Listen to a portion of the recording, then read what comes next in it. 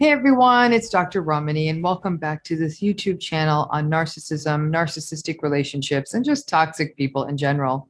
With my hope that what you learn on this channel will help protect you from these relationships, or at the minimum, just learn about them. If you're new to this channel, please subscribe. And if you want notifications each time we put out a new video, just hit that notification button, and then you will get those notifications on a daily basis. So one issue that comes up a lot is, how do I protect myself going forward? And there's a lot of different ways. And one thing we're going to talk about, though, is the fine act of something called discernment.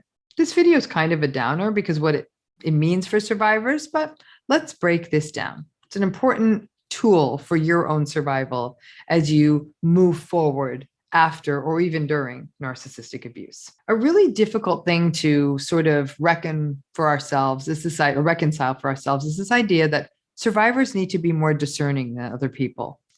One thing that narcissistic abuse takes from people is the sense that we have the right to get to set boundaries or do what is good for us. Years of being gaslighted and minimized and dismissed, and perhaps even a lifetime of being told that we didn't have the right to do very basic human things like set boundaries, becomes our reality. We kind of have the sense of, who the hell do I think I am to do that? That I can actually be so selective about who enters my life? People who have been through narcissistic abuse may literally feel that it is hubris to think that they have the right to say no to someone or choose to do what feels more comfortable or safe, or to even disengage from a toxic relationship. And all of this becomes really important when we are thinking about something called discernment. And we've talked about that on this channel before. Now, not all people and situations are created the same. And learning to trust ourselves enough to tell the difference between situations is an important part of healing. Discernment means knowing that there are some people out there that we are actually safe, relatively safe sharing ourselves with, others that require some pretty tight boundaries, and yet others where we really need to turn on our heel and get the hell out of there before we talk to them. That means then to engage in discernment means that we need to slow way down when we meet someone and take the time to get to know someone before letting them in, so that we can do things like recognize the gaslighting in real time and take that as a sign to not engage with someone, for example. That we can recognize someone who has kind of uncomfortable boundaries and give ourselves permission to step back from that person.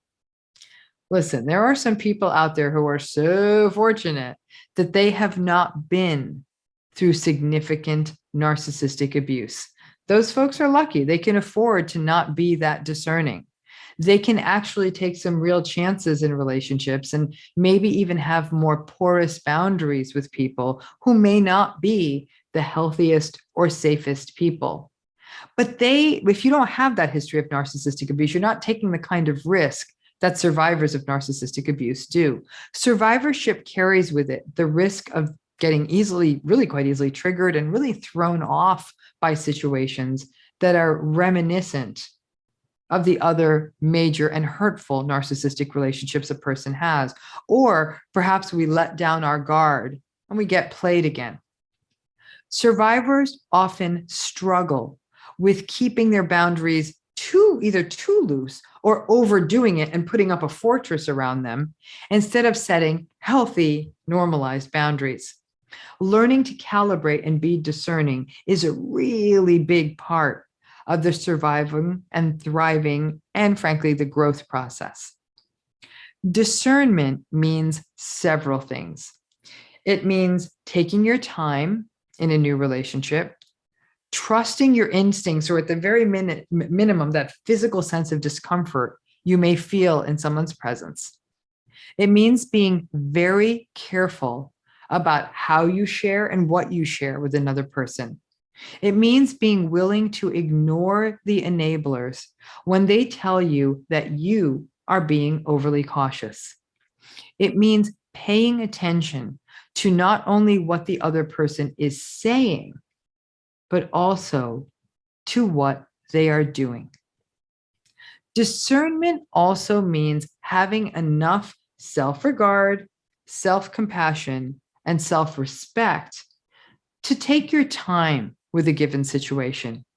It means that we value ourselves enough to believe that we are worth taking our time with a situation. Narcissistic abuse can wear away at that sense of self-respect we should have and the right that we are allowed to take our time. There is also that fear that maybe we have unrealistic hopes of meeting healthy people, and that if we don't just fall in line with whoever comes along, that we will end up alone, like we have to rush and figure it out. But after surviving a narcissistic relationship, you've got to know that being alone is far better than being gaslighted. Because discernment is so essential to narcissistic abuse survivorship, it can feel like it takes survivors a longer time to warm up than it does for other people. It can feel like we're sort of running at half speed in terms of how quickly we engage with new people. But that's the legacy of narcissistic abuse. Some of the fallout of narcissistic abuse is that compelling desire that we have to be seen, heard, wanted, desired, cherished, or valued. The fact is, all of those are healthy wants and needs. But the challenge is that survivors are so undernourished in these spaces that there is a risk of going in way too fast with a new person who is offering all of this and then missing the red flags with that new person. Survivors do have to be more discerning to ensure that we aren't being played, gaslighted, and drawn in and sort of deceived by the love bombing, or just filling in those needs that we so desperately want filled with another person. And that way we may miss the other problematic patterns. Narcissistic abuse really does take a toll on our ability to perceive any of this. And breaking our leg twice in the same spot, as I've said before, isn't good for us. Just as being narcissistically abused again and again by different people really takes a toll on us. The fact is, people who've been through narcissistic abuse don't get to take the same kind of relationship chances. Survivors have to be careful, and that means being more discerning than other people. Listen, I know that the people don't like to hear this message. They feel that by being through narcissistic abuse, they've sort of lost out on the ability to sort of throw caution to the wind, the kind of spontaneity that makes life light and fun. They want to take a chance on a stranger or not have to work so hard to have to constantly be teasing out and figuring out the red flags and protecting themselves. But it's risky. And these cycles repeat if we don't stay on top of discernment. The other tricky issue is that this stuff can generalize. It may not be that you're just jumping right in with a new romantic partner, but that you may in fact be making bad calls in a workplace relationship or with a new friend. It doesn't feel good to have to always keep your guard up, but the alternative of getting pulled into narcissistic abuse again may be even more difficult. Discernment isn't cynicism, nor does it mean that you are untrusting. It means that you recognize that after years or a lifetime of narcissistic abuse, that you need to take a minute, that trauma bonds do linger, and the familiarity of toxic patterns can make them alluring without you even recognizing it. That a person who is charming and charismatic and allegedly so good at seeing you can actually be a risk. It doesn't mean that you are missing out by being discerning, but rather that you're taking a minute and cultivating healthier bonds. Listen, a tree doesn't grow overnight. You have to give it a second, right? It means that you allow yourself to set a boundary. And if that means that someone leaves, then that is a way to weed out someone who may not have been good for you. So many survivors are socialized and raised to think that they're so lucky that someone is paying attention to them, that they feel like, oh, I just need to hold on to this or it's going to slip away. That actually is the lifelong legacy of devaluation speaking to you. Discernment doesn't come naturally to survivors. There is that sense of not good enoughness that can leave survivors feeling that if we actually held on to these standards of discernment, that no one is going to stick around, that we don't deserve to be that careful. And that's just simply not true. The key is to see discernment as evolving into an identity of yourself as being someone who holds out for the best for themselves. You can look at it as after a lifetime of bargain shopping, now you're holding out for luxury. But now the luxury is really respect, kindness, reciprocity, and compassion. And by the way, these things really are not luxuries. They're sort of basic to what's a good relationship. But rather to see discernment as a skill and a value, to recognize that your company, that your presence are valuable. And the gift is that someone actually gets to know you.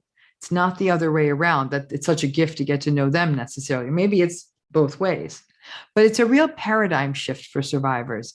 And it can be invaluable in keeping you safer and helping you have more rewarding long-term relationships. As a long-term survivor myself, I've recently had the opportunity to meet some new people. And in some of the situations, things were being said that reminded me of past toxic relationships. And it's really interesting because I'm having a visceral reaction like, is the same terrible thing going to happen? And in real time, again, that almost is like that slow, like you're talking slow way, I sort of slow down and say, this person's talking to me. I've been in a place like this before. I'm going to pay very close attention. Last time I was lapping it up like, oh, you're going to pay attention to me? And this time I'm being really slow. Some people are asking me to commit to things I'm not ready for. I say, give me a minute. Once upon a time, I would have been worried by saying, give me a minute, these people would run away. Having really been through it in my life, I think if my choice is to go through that again, or they run away, they can run away. So if you can hold on to the cumulative wisdom of what you've been through in narcissistic abuse, and like I said, I'm going through it in real time right now, and it's really, really interesting. I had already thought about this video, and I'm like, wow, this is fascinating. The discernment sometimes feels like an out-of-body experience. You're sort of watching yourself from the outside and saying, this feels familiar. Doesn't mean that these things are going to happen with this new person or new people. But some of this reminds me of things that have happened to me before. It doesn't mean I'm completely ruling it out, but I'm telling a lot of these people, I'm busy, I need a minute. And if that's enough for them to walk away, then it wasn't meant to be. So keep in mind that you have to learn from these experiences you've had of narcissistic abuse, and always ask yourself, do I want to go through that again? Absolutely not. Discernment is a tool that helps us prevent those abusive experiences from happening again. Thanks again.